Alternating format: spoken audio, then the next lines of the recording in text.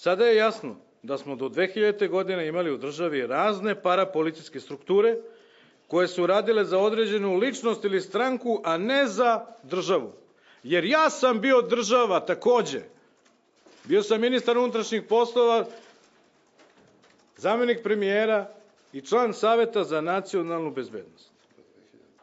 Do 2012. godine. Govorimo o 2012. godine.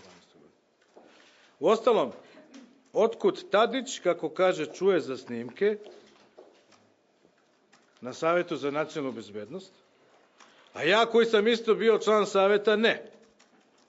Evo sad su mi pokazali pre tweet Šutanovca koji kaže iskreno da nije ni on nikad čuo. Šta je to? Ja nisam bio na sastanku ili su te strukture obaveštavale samo određene članove Saveta? I ko se u stvari bavio borbom protiv organizovanog kriminala?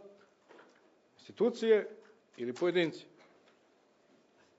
I to tako što je usput špionirao i svoje koalicione partnere.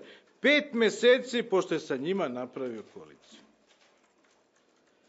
Jasno je posle ovog njegovog priznanja da su oni, njegovi saradnici, privatizovali državu i njene službe, koristili ih za svoju političku promociju i za ucenjivanje političkih protivnika.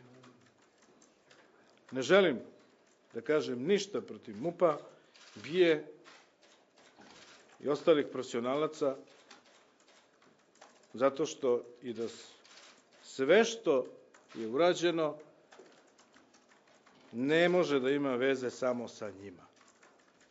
Ne napadam institucije i sistem, napadam političku zloupotrebu policijskih podataka.